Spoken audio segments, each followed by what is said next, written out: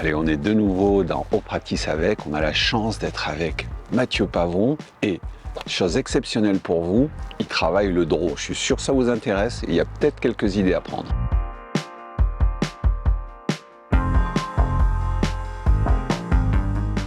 J'ai clairement envie de performer dans les gros tournois les années qui vont venir.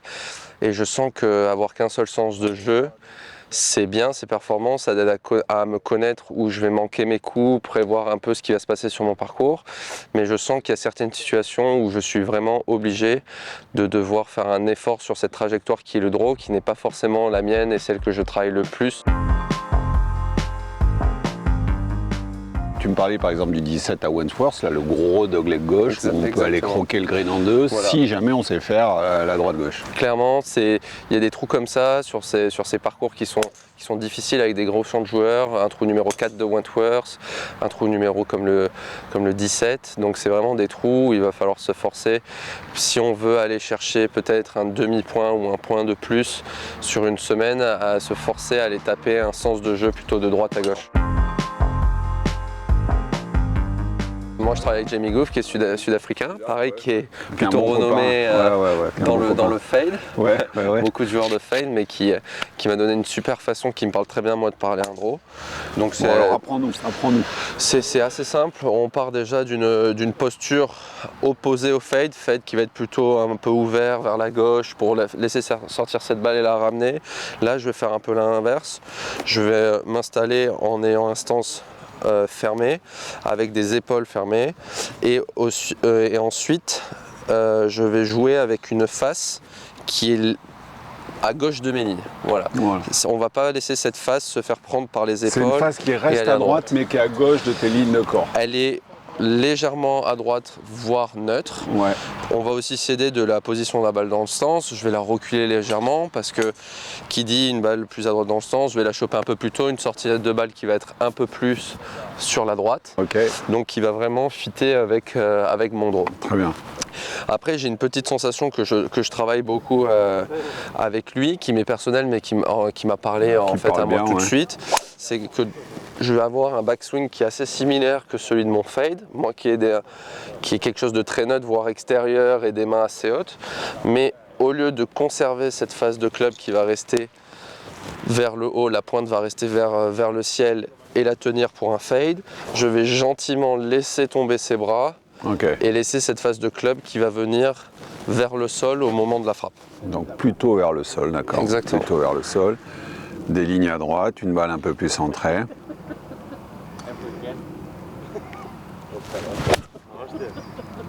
Et c'est le baby draw magique qui sort. Voilà. En fait, j'avais beaucoup appris une façon différente de faire le draw. Depuis que je suis petit, je jouais un draw qui avait beaucoup plus de mains, un club qui était beaucoup plus vers l'intérieur.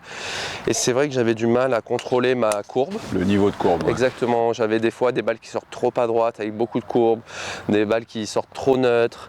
Donc c'était un peu compliqué. Je contrôlais moins cette phase de club. Et c'est vrai que depuis que j'ai cette sensation-là, j'arrive à faire un draw qui est plus serré, qui a vraiment une courbe de 4-5 mètres et qui est plus efficace en termes de dispersion.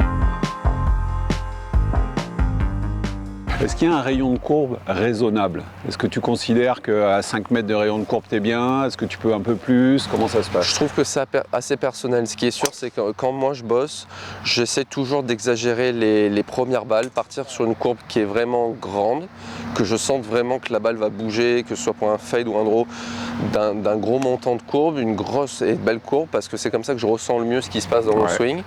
Et petit à petit, j'essaye de la réduire jusqu'à tomber sur vraiment le coup parfait qu'on essaye de taper à la télé. Super. T'exagères et t'affines. Exactement. Et tu pars avec la sensation. Exactement. Je pars avec une sensation qui est exagérée, très grande, sentir ce qui se passe, sentir par exemple pour un draw ce club qui se referme assez fort et ce chemin de club qui est à droite. Et petit à petit, j'essaie de faire quelque chose de plus en plus neutre, un peu plus distillé.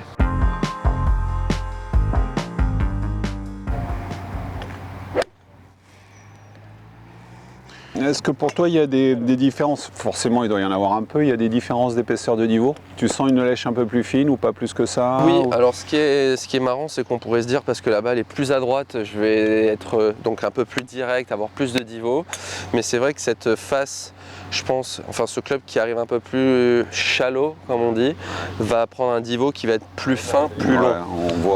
On voit que l'épaisseur des niveaux, différences là, entre les fades de tout à as l'heure. démarré avec des fades ici. Ouais. En fait, je vais sentir que le club, comparé à un fade, est plus bas, plus longtemps et plus vers la droite. Donc du coup, ça fait vraiment un niveau qui est bas, enfin qui est fin et long.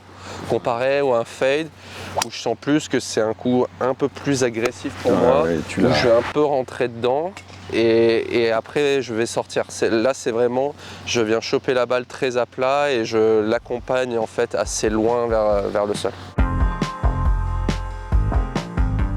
Bon, il te manque quasiment plus de coups là. Non, mais c'est vrai que je pense que tous les joueurs professionnels qui sont ici au practice arrivent à maîtriser beaucoup de coups. Les sens, les hauteurs. Voilà, le problème après, c'est une chose de savoir le faire ici.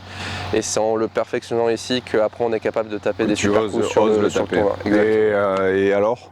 Ces draws, ils commencent à sortir? Et alors, les draws commencent à sortir. J'ai fait une bonne performance à Wentworth justement. On avait préparé ce type de coup déjà depuis 3 semaines avant, en se mettant des blocs de 15 minutes par jour de travail sur le draw, pour pas non plus s'en mettre plein la tête, mais essayer de les faire bien concentrés. Là, tu vois, on a les poteaux de rugby, donc c'est très bien, ça m'aide à travailler. Est-ce que je fais sortir une balle à droite et je la fais rentrer dedans? Est-ce que je la fais sortir dedans mais à droite et la garder dedans? D'accord, donc tu es aussi des fin petits que ça, jeux. tu joues avec des jeux comme ça. Bien sûr, des jeux comme ça. Tu montes ton niveau d'exigence. Exactement. Et tu vois, au final, j'ai joué à Wentworth en tapant ces draws seulement sur le trou numéro 4 parce qu'on avait un fairway plutôt humide de 17, donc un fade, la balle restait sur le fairway. Et je crois que j'ai fait 2 birdies sur 3 jours, donc très content de... Bon travail, bon travail du coach, bon travail du joueur et ça paye. Voilà, exactement. Bon écoutez, j'espère que vous aussi vous allez vous inspirer de ça pour taper des baby draws. Merci au coach Jamie qui est là-bas et merci Mathieu pour ce super moment avec toi. Voilà, c'était un super practice avec.